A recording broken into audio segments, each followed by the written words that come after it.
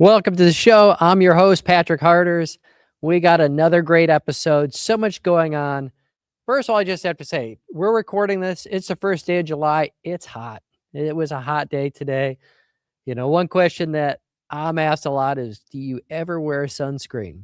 And the answer is yes, I do. I just have a red face. I know it. And when it's hot like this, my face gets red and I there's not much I could do about it. Even as a kid, I always had that pigmentation. When I get mad, my ears would turn red. I had an older brother. We'd wrestle or fight or whatever. And yeah, I always had red face. And so it's a comment a couple people have asked me or sent me a direct message. And today is a hot day. I was outside today putting in some lighting and testing out some new ideas in lighting. But it was a hot one. It's the 1st of July. We have the 4th of July coming up, where I'm excited for that. Really, I believe it's the 250th anniversary. I'll be hosting a 4th of July event, and I've got neighbors coming in from all over. And I think it's one day that we will set everything aside. I'll have some people that are in assemblages, some friends that are coming over that are looking to hopefully, in their mind, sell their homes to data centers. And obviously, I am fighting that every tooth and nail possible. But 4th of July is the time that we set things aside. But right now, today, we're fighting. July 5th, we're going to wake up, we're fighting. And, there was one time we're doing a cornhole tournament in my barn here, and a friend came to me and said, "Hey, I don't talk religion, politics, or data centers." I said, "Well, you're in the wrong place, because I talk religion, I talk politics, and I talk data centers. So, you're stuck with me."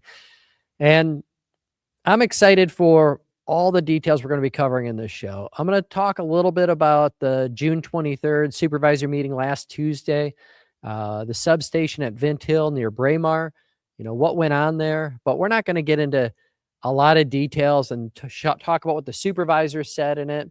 I want to talk about Dominion Energy and what they were proposing and what they came to the table with. And the big thing that we're going to talk about is July 7th.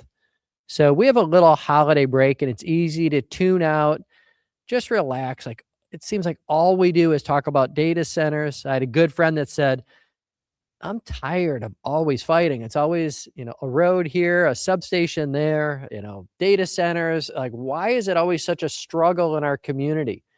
But it is. It is, and we're going to be victorious. We're going to win this.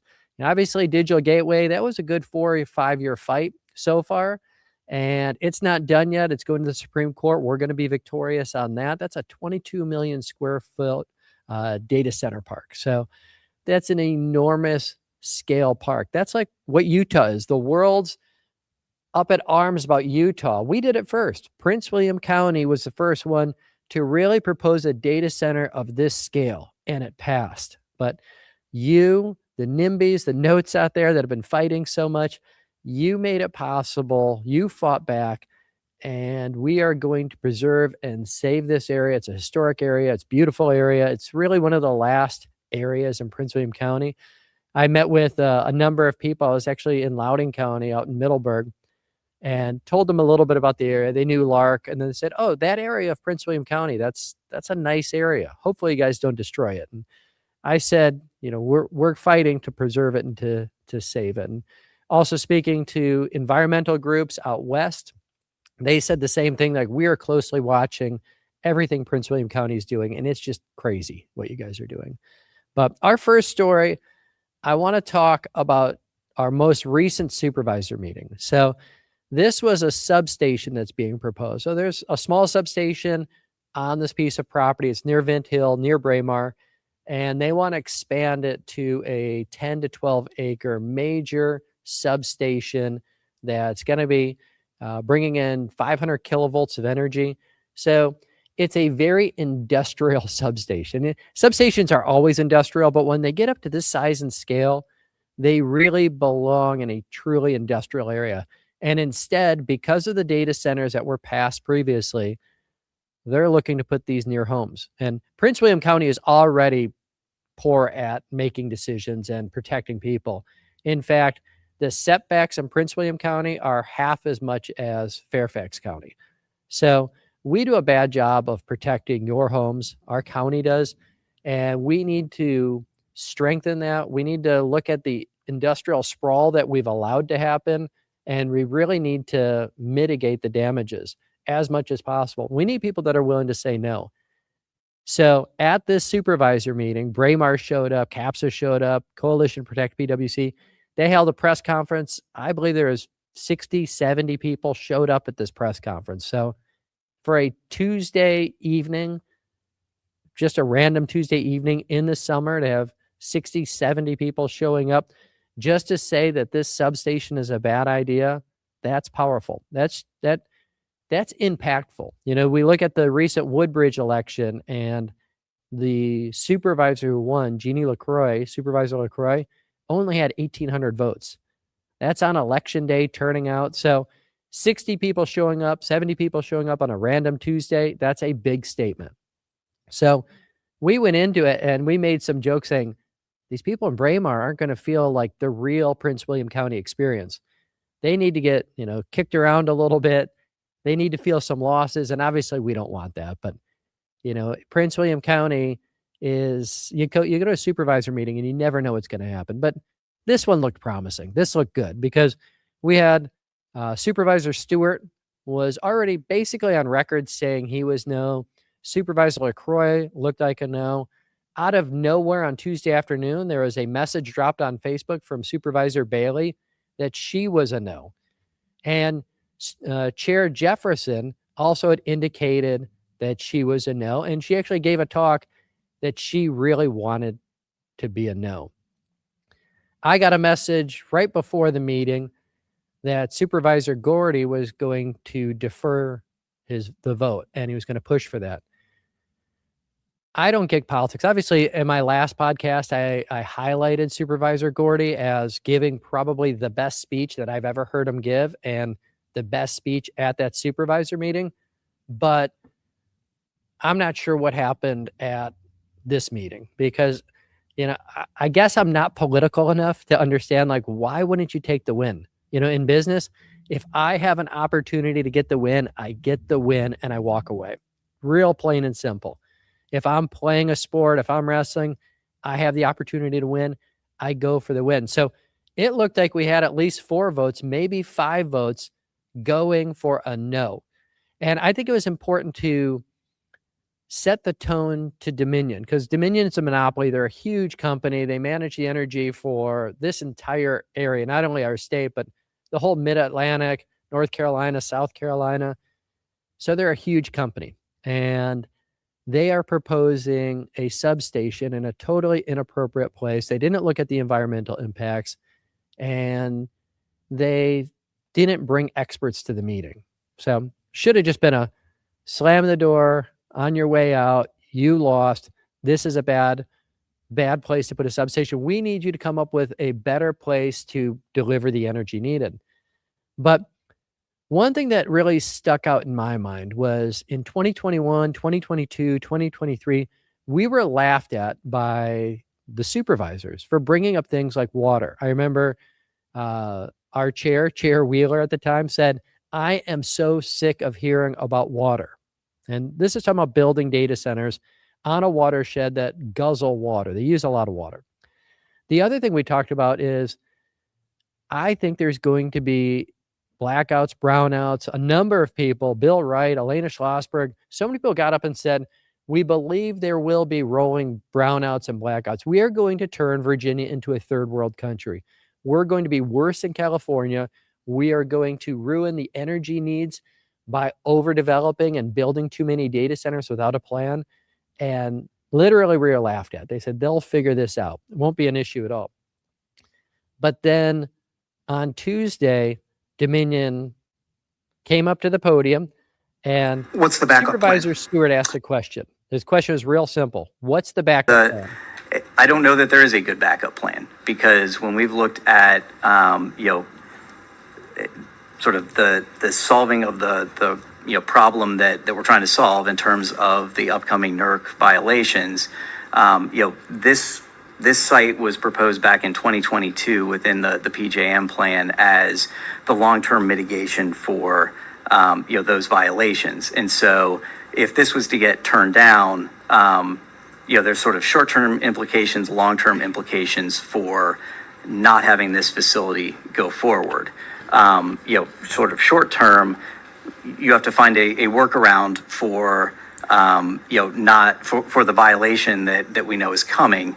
Some of that is just managing, the load and trying to redirect it within the grid. But also, it could result in, load shedding, which is sort of the sort of fancy way of saying, brownouts or blackouts, and sort of taking in a structured way, non-essential facilities. Did you catch that? Brownouts, blackouts. If you don't approve this data center, we have no backup plan. And there will be rolling brownouts and blackouts. First time I've heard Dominion say this. First time the board's been presented by Dominion Energy that the amount of data centers we have currently planned for is going to cause rolling brownouts, rolling blackouts.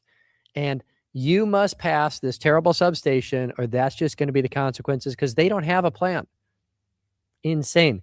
You would think right there we'd say, my goodness, how did we get here? We got to be done with data centers. We cannot even take on the idea of another data center. But that surprised some people. And the next clip. You did open up a can of worms. Here at Supervisor Bailey, you opened up a can of worms talking about the I want to ask, blackout. what's the impact when you talk about brownouts? What's the impact on the citizens? So when it comes to brownouts or blackouts, let me put this down. Okay, so when it comes to brownouts or blackouts, we really can't predict what the impact is, because it really depends on what's happening at the time that it's needed. So to Supervisor Stewart's original point, what is the backup plan? The backup plan would be, we have to find a new site for a substation, and we would go to emergency protocols. First, trying to shift load. If that's not possible, because as a reminder, I'm probably aging myself here, but back in 2003, some of you may remember the Eastern Seaboard blackout. That was the result of trying to move loads, and every time they tried to move it, there was an overload. So there was a cascading event that caused a huge blackout. Now, of course, the industry learned a lot from that, and a lot of upgrades that have happened since then were in an effort to avoid that type of situation, which was kicked off by one single tree falling. Didn't even actually hit the line. But to the point, so it really depends. If it came to a blackout, it depends on how much load is being utilized, what the weather is that day, to answer how long it would last and how many people it would affect. And I'm sorry, that's not the answer you're looking for, It's not. but it's impossible to answer until the moment is here. But does any of that, and pardon my ignorance, but I'm asking because I am ignorant on this piece, does that impact the pockets of the citizens when something like that happens, if we don't approve this tonight? Does it impact pockets of this? I have no idea what that question is, what pockets of people are, and where that was coming from. But I'm going to let her go on in a second. It's just amazing that they're talking about going back to the lessons learned from 2003, when just a tree fell near power lines and caused blackouts and load shifting. But here we are. This is all self-created. Prince William County did this. Our Board of Supervisors have put us in this situation. They never concerned themselves. They said, we don't make decisions based on energy. We're not allowed to. But how do you not consider it when the citizens are the ones that are going to be told that they are not going to have power? So imagine this July 4th, when it's going to be 100, 102 degrees outside, and you get that notification that it's too hot, you're not essential, and you're not going to have power for the next 2 to 3 days. No air conditioning, no refrigerators. Maybe it's good for the guys selling backup generators, but that's about it. That is a terrible situation. So let's let her go on. Citizens? Yeah. With pockets of Eventually. citizens. Costs. Well, I mean, ratepayers do eventually pay for everything. Yes. Now, certainly that's decided by the State Corporation Commission of how that's divvied out. But for sure, yes, costs do, generally speaking, and with ratepayers, yes. And comparatively speaking, what's the impact on you? I don't even know what that question is either. Yeah, I have no idea what our supervisor was talking about there. But the two comments, there will be rolling blackouts, there will be brownouts, they will be coming. This is just one substation, and this is one substation for one of many data centers. There's a lot more coming.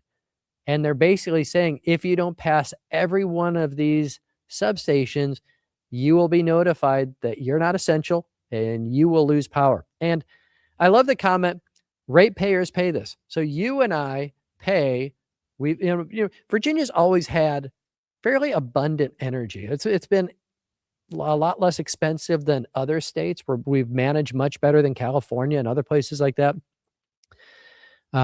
Typically, I believe energy's been in that 10 cents to 12 cents a kilowatt hour. Like, it's been a good rate. I've never had experience a rolling blackout since I've lived here for 26 years.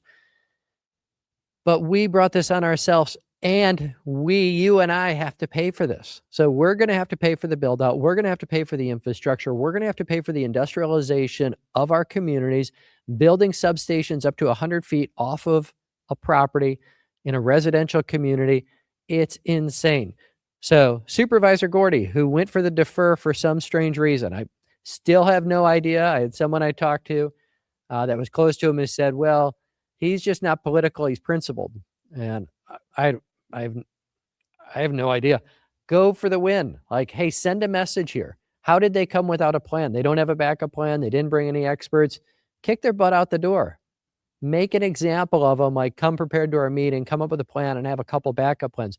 They've had years to prepare for this. This is not a brand new thing. They've known these data centers are coming for years. So here's the next. What's going on here? Tom Gordy. And he's fired up right now. Whatever. And that's my expectation going forward. I'll let you respond. Thank you. I do understand your frustration. It is frustrating to be piecemealed. So the question he's asking is like, this feels like this is being piecemealed. Unfortunately, our country, our culture is set up that things are piecemealed, and PJM does have to approve things on a project by project basis. They're dealing with a lot of constraints too. I'm not pointing the finger at them, but those get handed off to us. I would also add the need changes literally minute to minute because everywhere in the world something new is getting approved, getting built, etc. Not just in Prince William County, but because PJM operates the grid across 13 states, it's fully interconnected. So things being approved here, affect the folks in Ohio and vice versa, right? But I do understand your frustration that what's coming, and we can only tell you what we know right now. And the unfortunate part is sometimes what we know right now, in 5 minutes, it's different because everything is happening exponentially faster than it used to. So a couple thoughts on that. A, we're screwed. We are. If she's telling the truth and they have no plan and they're just piecemealing it together, because I have no idea what, that's our culture. Our culture is we don't plan anything out. We just piecemeal things together. If that's what they're actually saying, we're screwed. I think they have a plan, and I don't think they want to tell us the plan. But either way, it's not a good position to be in. And I love what she said. It gets into this whole idea of NIMBYs. Like when I say that I'm a NIMBY, I'm really throwing it back in their face because, yes, I'm going to protect my backyard. You want to know how big my backyard is? She laid it out there. What happens here affects Ohio. What happens in Ohio affects here. So I love Elena Schlossberg came up with a quote, and I'm going to play a clip in a minute that is talking about the NIMBY note. It's not in my backyard and not over there. And so when I'm getting calls from Warren County, from other areas going, you guys, you better win, protect this area, because what happens here, what happens in Brentsville is going to affect Loudoun County, Fauquier County, Maryland, Pennsylvania, Ohio, New Jersey, North Carolina.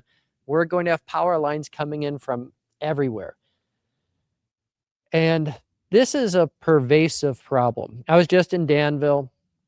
And we've been working hard trying to build products here in Virginia. I make landscape lighting fixtures and design and manufacture them. And we spent the last 3-4 years or so trying to build the products here, and we're getting really close. I'm proud of that. But I have a coating expert, the types of coatings you put on different metals. And he said, I was just approached to try and convince people to sell their land to data centers down around Danville. And I said, oh, that's a job that the people who sign the contracts are going to hate you, and the ones who don't sign the contracts are going to hate you. It's a despicable way to make a living. So I hope your plan is to move out of the area as soon as you get done. He goes, yeah, I had no interest in it. I'd want to do something I feel proud to do. And obviously that wouldn't be it.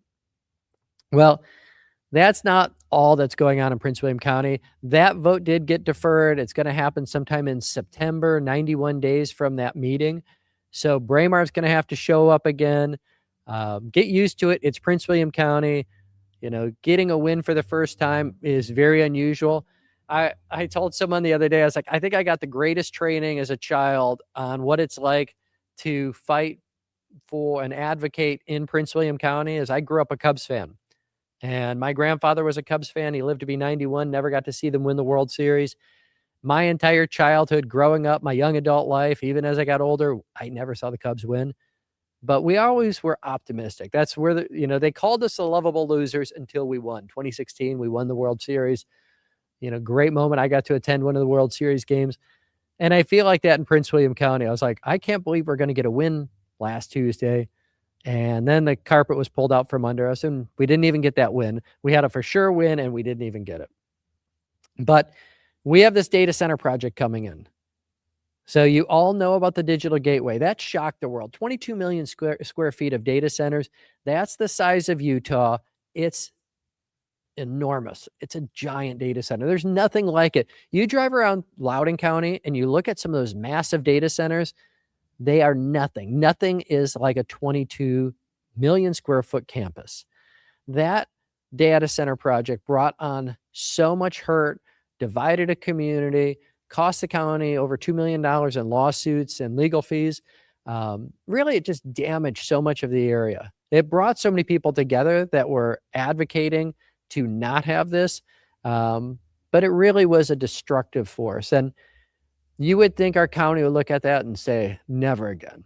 It was in a watershed, near Manassas Battlefield, near a state park, in a residential area, outside of the overlay, didn't have the proper electricity that could supply anything, just had power lines, which that doesn't mean much. Just because you see power lines, that energy is already spoken for. So they would just be using that same corridor or a nearby corridor. I believe they're looking at 20 or 25 substations to go along Pageland Lane. And you think with that, we would say, like, all right, let's put a pause on giant data center industrial parks. Yeah, you think that would be the end of that, and it's not. You think after hearing Dominion Energy come and say, hey, these much smaller data center parks in the Brentsville district, if we don't build all the substations out and run power lines throughout everybody's backyards, you're going to have rolling brownouts and blackouts, basically threatening our supervisors, saying you need to vote for this, or you're the ones that are going to answer to the citizens, those non-essential people, you and I, who get our power turned off, so that the data centers can have their power. Their power doesn't get shut off, ours does. But this next Tuesday, July 7th, I said on my last couple podcasts, this is the month that's going to determine Prince William County. This is a big one. This is Dulles South Innovation. This one's crazy. It was crazy when I just heard it proposed. It's politicians. So it's not developers. It's politicians. They say they have a developer, but they have an NDA. It's a secret agreement. But politicians have come in. We had a chair, an ex-chair, Corey Stewart was the one that sent out the letters. We had a supervisor that had resigned under pressure, was censured by the Republican Party. His name is Pete Canlon, was working with them. And we have a school board member, Erica Tredednick, who is also working for this. This is LSI 360. She may be in the House because they also have like 15 or 20 different assemblages they're working for. it's a crazy, crazy data center proposal. It's insanity. There's nothing like it. Usually, if you look at the giant data centers in Loudoun County, the big ones are like 3 to 5 million square feet. So this one, Dulles South Innovation Center, at 44 million square feet of data centers on Sanders Lane, on a 1-lane or a 2-lane little road that comes to a 1-lane bridge right on the Loudoun County border. It's a terrible placement. There's a community in Loudoun County, and so often we don't look at county line crossings and pay attention to what the county below us is doing. They should be awake. If you're in Willisford, you should be awake. I reached out to some of the supervisors in Loudoun County just so they knew this was on their radar. I reached out to some environmentalist group out west, and they hadn't even heard about this. So this is the CPA. This is just to begin the study. All that is coming up. But our county, once we begin a study, we tend to go down the wrong road really quickly. And this is one that I think in any county in America would be just laughed at right out the door. Like, this would never see the light of day. But in Prince William County, I don't know how many of you are feeling confident and comfortable. I wouldn't be. I've been to enough meetings. I don't feel confident, but we are going to show up in force, and we all have to. Bring a neighbor, bring a friend. 44 million square feet of data centers. We still have the digital gateway. It would be highly unlikely for that to be overturned by the Supreme Court, but stranger things have happened. That would give us 66 million square feet of data centers along about a 5 or 6 mile road. Nothing like it on earth at all. Insane. So it's interesting as we began catching some national news. And I talked about the Reveal podcast in a previous episode, but I want to play some clips for it because, really when this whole thing began, when the digital gateway began, and then we heard rumblings and rumors, and Supervisor Canlin at the time went and met with people on Sanders Lane, and he got admonished by the county attorney that this was a potential thing that they were looking to do. Is, as Pete Canlin said while he was supervisor, and proposed to increase the study to include his house and to go all the way to the Loudoun County line, it's these two parks, the Digital Gateway, Dulles South Innovation. But there's a podcast called Reveal, and they came out and they interviewed people in our community. I can't suggest to you enough to watch this podcast, listen to this podcast. This is what's fascinating is it's an amazing storytelling. We've said all along, like, this could be a book, what our community has gone through. It could be a movie, it could be a book, and most people wouldn't believe it. But this is a podcast, and it's not a small organization. Typically, their podcasts, will get anywhere from 400 to 600,000 views. So they do quite well. And I want to start with Elena Schlossberg. She's with the Coalition to Protect PWC. She's the first one that they met with. It's hard not to like Elena Schlossberg the minute you meet her. She laughs hard, drives fast, and makes the most delicious muffins you've ever put in your mouth. Plus, she's kind of a superhero.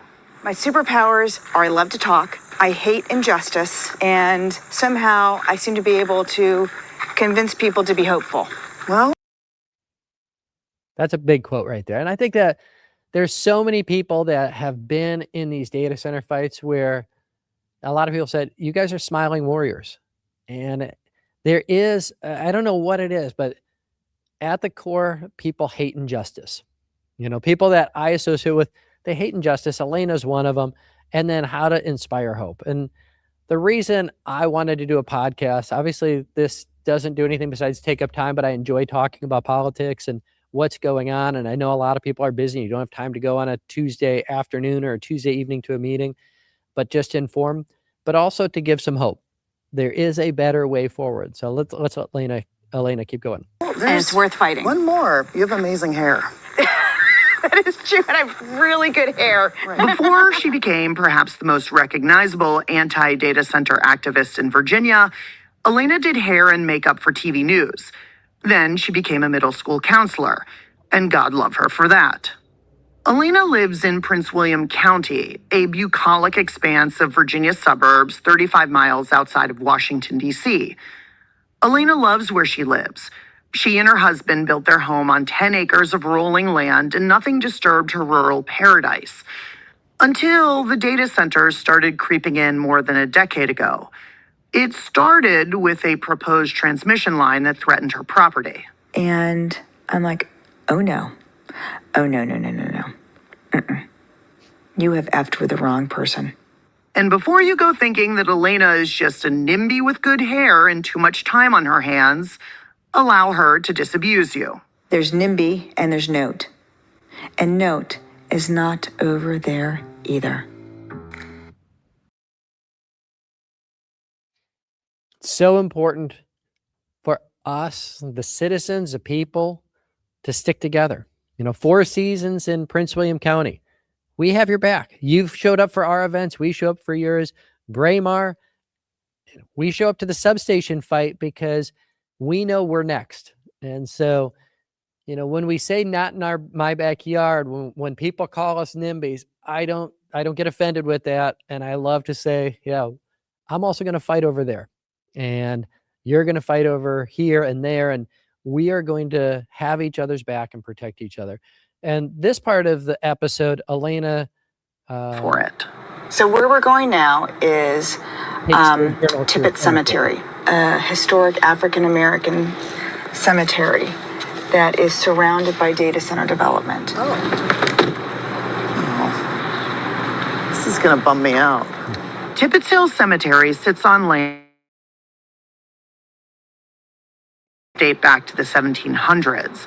There are 16 used to identify the graves of formerly enslaved people. And this is still an active cemetery. Yeah. There are people that are still... Yeah, but it's surrounded on it's 4 gross. sides. Yeah. We pass a freshly filled gravesite covered in a spray of dark red roses. Miss Shirley M. Shields died this past January. Her loved ones had to send her to her great reward as the data centers rumbled not 200 feet away. Oh, you hear that whine? Yeah. This is what I want people to understand.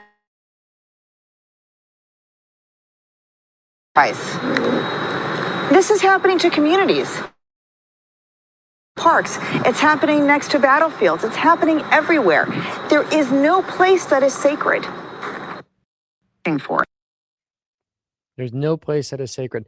So many areas on Pageland Lane. Jeannie Dean, her family has their burial plot over there. She first began the industrial school in the 1860s, late 1860s, beginning of 1870s, off of Pageland Lane before moving to Manassas. There's a lot of historical significance that happened in our area that we just want to bulldoze over with data centers. So one of the questions that I get, besides why am I red in the face, that was kind of a joke, is you were pretty harsh on Pete Canlon.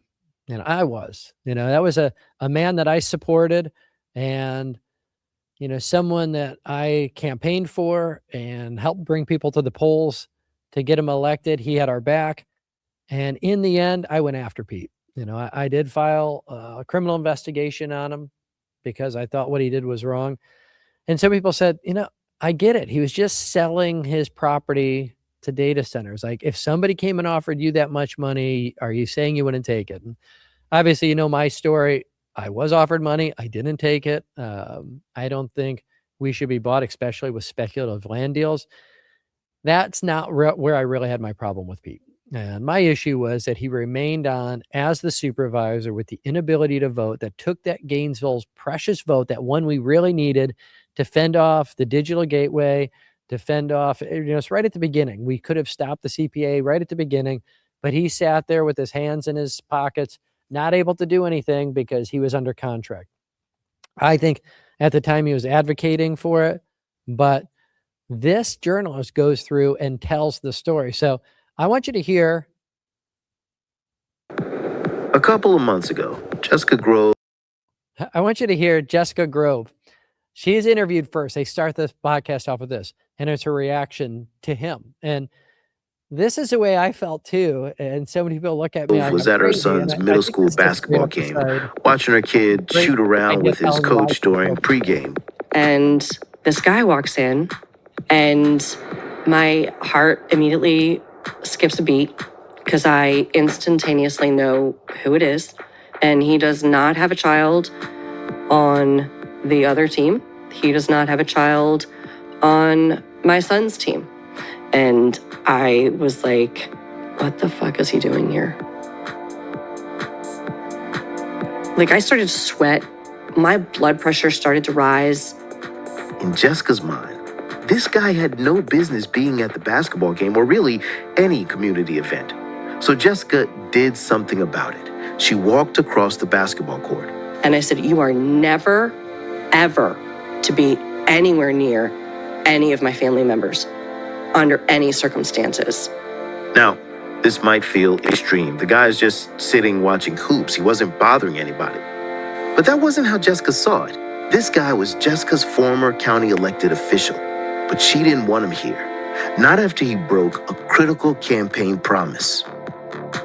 The fact that he can go into a room and smile at people like he's still on the campaign trail, like, vote for me, I'm doing great things. No, you're destroying everything you touch. Jessica lives in Northern Virginia, right outside of D.C. And this guy who filled Jessica with such dread, she voted for him. Now she's accusing him of swooping into communities, trying to buy thousands of acres of property, including her mom's house and her brother's house, for data centers.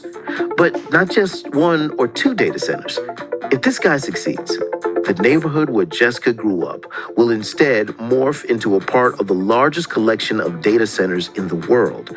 The only word Jessica can think of to describe this guy and the industry he represents is predatory. You don't know what he's coming for. You don't know what neighborhood he's going to go after next. It's like he somehow holds the power to take everything you've ever worked for and everything you've ever dreamed of away because he's got money behind him somehow. You might say, that sounds harsh. And all the dude did was agreed to sell his property to data centers. Like, that's it. Well, they go on with the story. So let's go in at, did Pete ever actually say, I am against data centers and, I'm fighting for you? Should the people of the Gainesville district expected this to happen? Nimby pushed back hard, including a guy named Pete Candlin. I believe that that historic area along Pageland Lane needs to be protected. At the time, Candlin was the local elected official for Pageland Lane, the battlefield's western boundary. That Manassas battlefield means something to me because of the history of our country and what that means to all of us.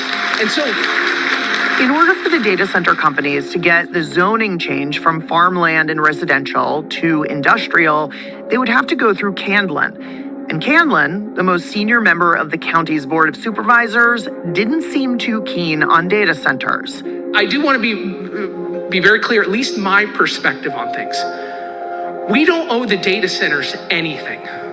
I don't care if we run out of data center land in Prince William County. It's not my job to find them more places for data centers. Candlin wasn't the only public person who was outspoken. Filmmaker Ken Burns wrote an impassioned letter to county officials about his opposition.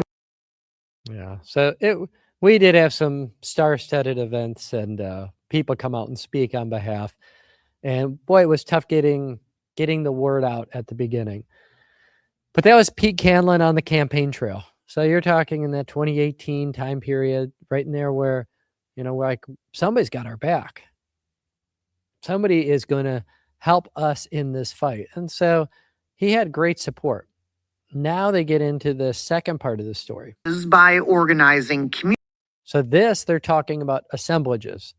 So Pete Candlin won his election, served his term to a point, put his property in with the data centers, sat on the board for over a year, unable to vote on anything involving data centers, and finally came to that, resigned, was censured by the Republican Party, and immediately went to work for a company called LSI or LSI 360. That is who is now proposing Sanders Lane. So That's who's working on that. All these community assemblages, it is LSI 360. That's Pete Canlin, Corey Stewart. This is at a meeting. So obviously I mentioned that Pete Canlin, while he was supervisor, met the people of Sanders Lane. They just had questions on if they wanted to look into creating an assemblage to sell their property for data centers, what that would look like. This is another meeting, and I was actually at this meeting. I wasn't the one who recorded it, but this meeting is Pete Canlin talking to homeowners about joining assemblages. Community meetings, like this one that our friend Jessica went to. I have begged them, because you're not the first ones to ask me who the developers. I begged them. They're not interested in sharing that information. They are very skeptical about Prince William County and what opposition groups have done with developers. I'm trying to be as transparent as I can. I completely understand if that's a deal breaker for some people. So the folks at the meeting knew that someone wanted to buy up all their homes. They just didn't know who. Canlin continued. I can tell you right now, some folks are interested, some folks aren't. And so that's fine. It's really not a big deal to the developer. It's not a big deal to me. It's just whatever you all want to do, I'm here to facilitate that, whether it's, hey, let's move forward, or hey, leave us alone. Jessica's mom is definitely in the latter category, not least because at this point in her life, where else would she go? Jessica brought up that point to Canlin. Yeah, but where are you going to go after that?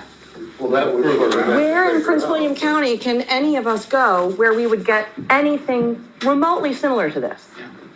That's a good question. It is a good question, That's yeah. something that everyone's gonna have to answer that question for themselves to see if it's something that, does it make sense for them? Does your lifestyle here make sense to you? And that's an individual question for each one of you to consider. Remember at the top of the story, Jessica described her outsized reaction to seeing Pete Canlin at her son's basketball game? His answer here is one of the reasons why. He's basically telling Jessica that her octogenarian mom has to decide whether to leave the house where she raised her kids or stay and live with the specter of being hemmed in by data centers or power substations or whatever these developers want to build there. You know, I was told that our supervisors are currently being flooded, not with even hundreds of emails, but thousands of emails from the assemblage on Sanders Lane. If you're a part of that, shame on you. Shame on you. I understand the county should have people's back. We shouldn't have people being put in a situation that a developer comes to you and says, I'll give you a 1.1 or 1.4 million an acre. And you could say no, and no problem at all. We'll just build around you.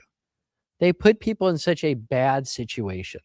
As my friend who talked about being offered a job to sell properties for data centers or get people to sign up on contract, what a despicable way. You know, I remember, I think it was my first podcast that I did. I had recorded Erica meeting with us, and she's like, I'm just trying to feed my family. I'm just trying to make money. And the comment, one of the best comments I heard from that was like, you can make money selling heroin. It doesn't mean it's the right thing to do. And I think that this is terrible that the county is once again in this situation. You know, I can't say strong enough, you know, when does this end? When does Prince William County finally just say, yeah, this kind of thing can't happen here. But right now, we are looking at the most ridiculous one. I didn't think anything would. This is literally taking Pageland Lane and the digital gateway and just saying like, well, if you think that was bad, this one's insane. So it's more isolated. It's further up the road. So it's on a smaller road than Pageland Lane. It's on Sanders Lane. It ends on a terrible little turn that's, you know, not even developed right because there's always accidents there. Comes to a 1-lane bridge on the other side. There's some farms out there. I buy my hay out there. You know, it's totally inappropriate. And to build something like the world has never seen, 44 million square feet. I mean, show me a 5 million square foot data center campus or a 10 million square foot data center in Loudoun County.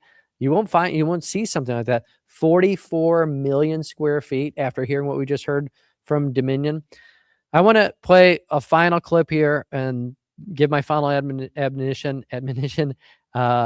This is Nils. So Nils was interviewed as well.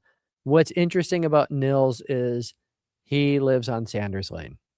From the get-go, because he was subsequently He's talking about Pete Canlon, so he's not a fan. Employed by pro data center groups. And so anything that this person was touching became damaged goods, for lack of a term. This assemblage that Canlon was helping to organize was for a data center development that would likely eclipse the digital gateway. This project, the Dulles South Innovation Center, is in the very early days, so not much is known about it, including who the developer is.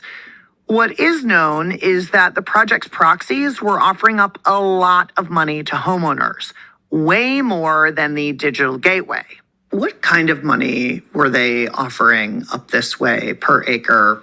Well over $1 million an acre. Oh my God. What? That's so nuts.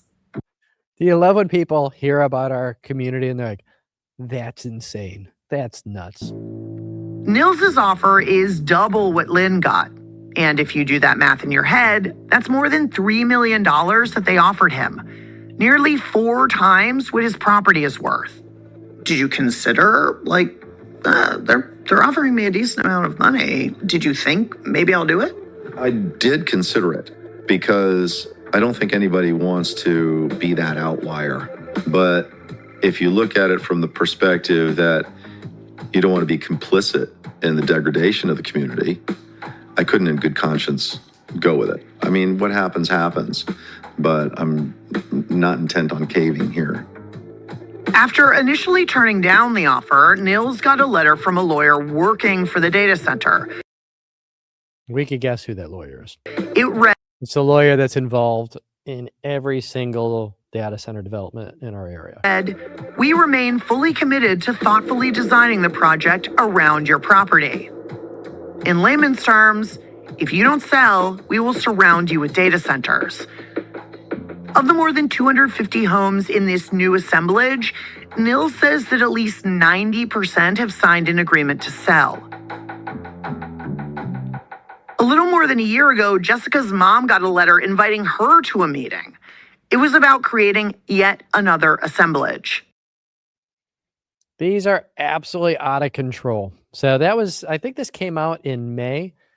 And they're like, not much is known about Dulles South Innovation. And here we are, July 7th. It's coming before the board, 44 million square feet, gas turbines. The electric, the substation, the one thing that they say that, it's close to electricity, it's close to Loudoun County, that electricity is spoken for. We need to bring in new power. Those lines can't carry what the demand is going to need for 44 million square feet of data centers.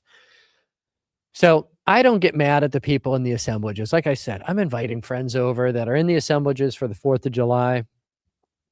I might talk them a little bit, even though I try and set aside, at least on the 4th of July, the differences.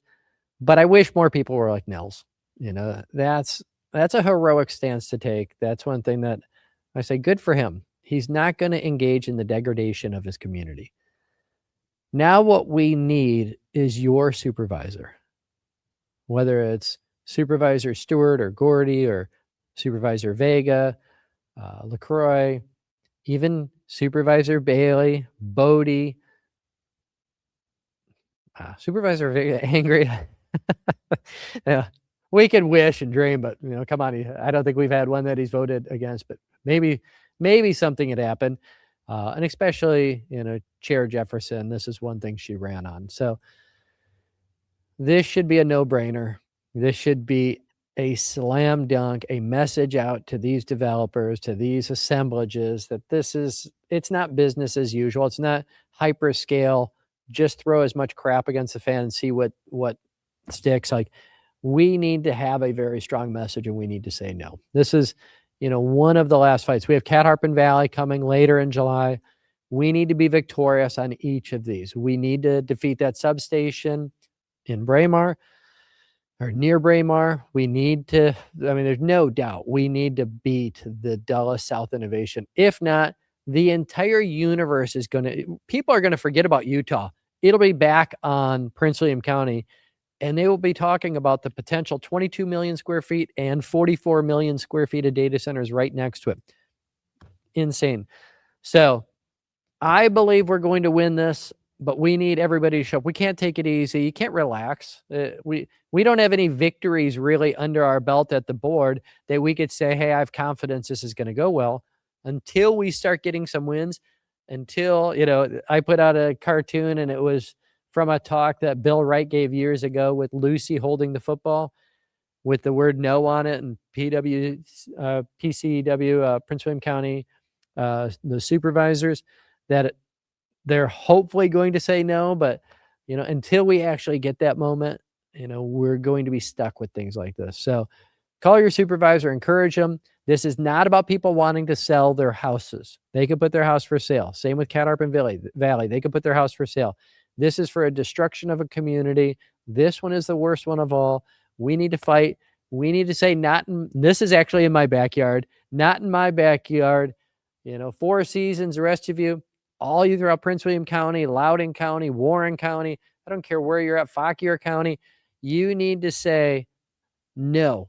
Call your supervisor right into Prince William County. You could go online and sign up to speak right now on that July 7th meeting. So make sure your voice is heard. Thank you so much.